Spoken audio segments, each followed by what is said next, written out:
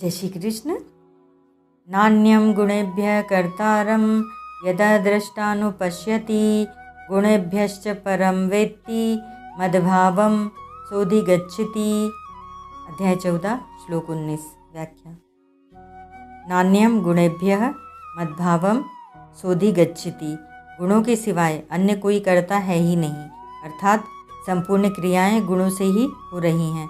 संपूर्ण परिवर्तन गुणों में ही हो रहा है। तात्पर्य है कि संपूर्ण क्रियाओं और परिवर्तनों में गुण ही कारण हैं और कोई कारण नहीं है। वे गुण जिससे प्रकाशित होते हैं वह तत्व गुणों से पर है।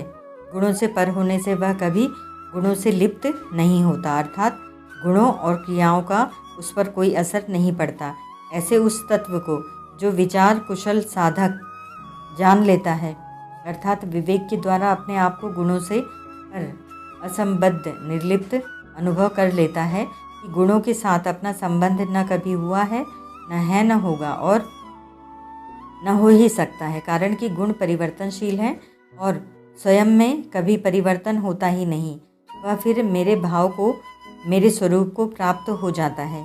तात्पर्य है कि वह जो भूल से गुणों के साथ अपना संबंध मानता था, वह मान्यता मिट जाती है और मेरे साथ उसका जो स्वतः सिद्ध संबंध है वह ज्यों का त्यों रहता है। परिशिष्ट भाव। गुणेभ्यश्च परम वेत्ति का तात्पर्य है कि जिससे गुण प्रकाशित होते हैं उस प्रकाशक में अपनी स्थिति का अनुभव करना। गीता 13वें अध्याय का 31वां श्लोक। मद्भावम सोऽधिगच्छति पदों का अर्थ है कि वह मेरे भाव को अर्थात ब्रह्म को प्राप्त हो जाता है। इसी बात को दूसरे श्लोक में मम साधर्मी मागताः पदों से कहा गया है। विवेकी साधक गुणों के सिवाय अन्य किसी को करता नहीं देखता और अपने को गुणों से अर्थात क्रिया और पदार्थ से असंग अनुभव करता है। क्रिया और पदार्थ से असंग अनुभव करने पर वह योगारूढ़ हो जाता है। यदा ही नेन्द्रियार्थेषु गीता 6:4। योगारूढ़ होने से शांति की प्राप्ति होती है और उस शांति में न अटकने से परमात्मा की प्राप्ति होती है। ओम तत्सत।